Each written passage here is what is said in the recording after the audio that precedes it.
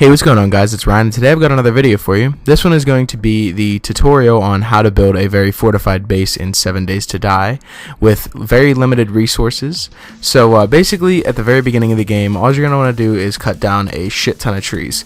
Just go around and just cut down as many trees as you can. This is going to raise your skill and make you be able to craft better axes, along with getting you lots of wood for the settlement that we're about to build.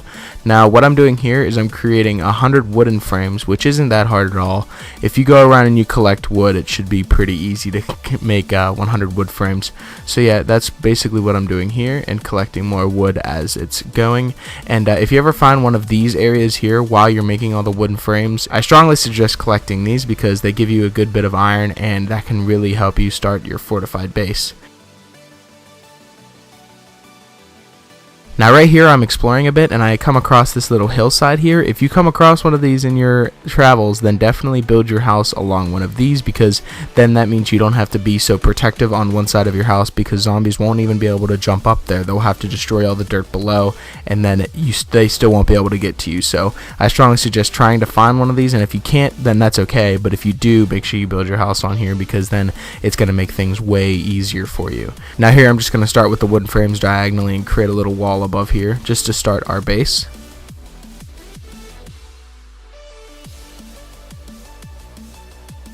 Okay, I'm almost done with the outline of the house so far. We're going to be going all the way around and connecting it, and we'll be repairing it later. We're not going to worry about repairing it right now because it is not even close to nighttime. We're actually making some pretty decent time right now, so we're not going to worry about repairing it just yet. We're going to be working on the exterior first, and then we'll work on the interior. Right now I'm going to start the second layer of the base, and we're going to make it about 3 layers tall, just so zombies can't jump over it, because I have noticed in my playthroughs that zombies can really jump. And here we go. We're going to be making our door frame here, and I'm going to actually need to create some more wooden frames. If you do need to create more, then go ahead and do so. If you do not have enough wood, then go out and get some more. It's pretty easy, and there's trees everywhere, so you shouldn't really have a problem with that. After all my wooden frames are done, we're going to continue working on the walls here. Like I said, around 3 high or 4 high, because I have noticed that zombies can actually jump around. And next up, you're going to make a shovel, and you're going to go and collect some dirt. Now this is probably going to be the most lengthy part of the entire build, and because dirt isn't that easy to collect. I mean, dirt is everywhere, but it takes a long time to collect because of, like, you don't have a great shovel to start out with. So yeah, if you don't want to use dirt, you could use wood, but I strongly recommend dirt because zombies have to break through like it all, and it's a little more powerful than just the wooden frames because you don't have to repair them at all. They just stay up, and I think they're pretty good for fortifying your base.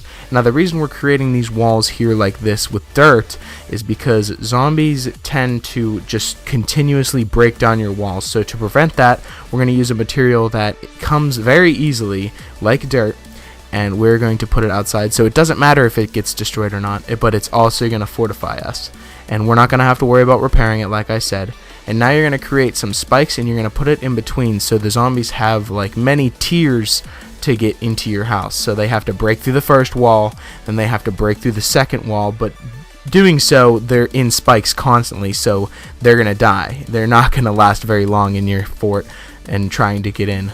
And now I'm just basically putting spikes around the entire house, and you're going to want to fortify the front. That's mainly what you're going to want to do. You're going to mainly fortify the front of your house, and then you're going to do the exterior, the other sides of your house later.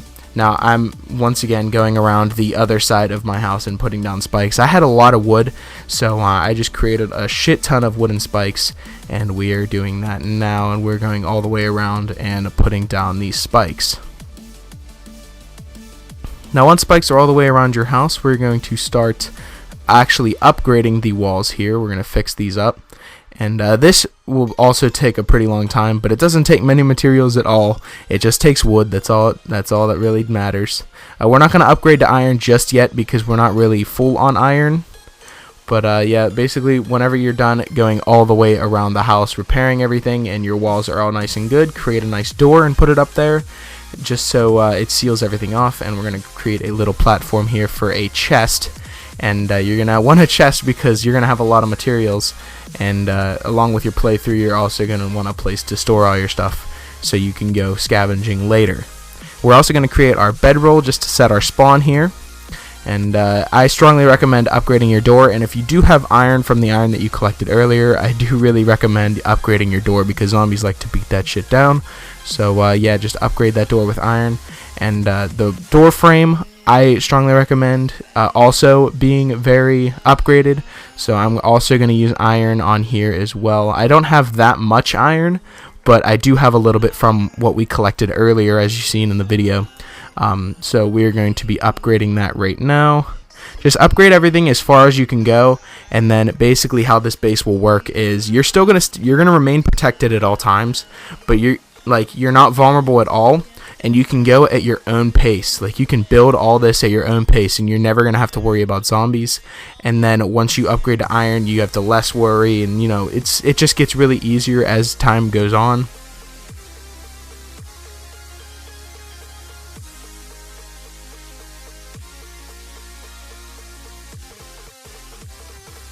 So now we're going to be upgrading the other sides of our walls here. And I've used up all my iron. As you can see, I don't have any more there. I didn't really get that far with my iron. I only got like a few spaces right there.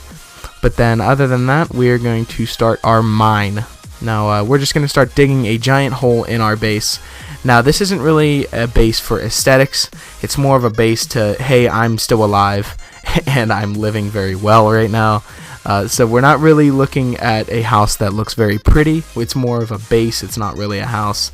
So this is going to keep you fortified at all times.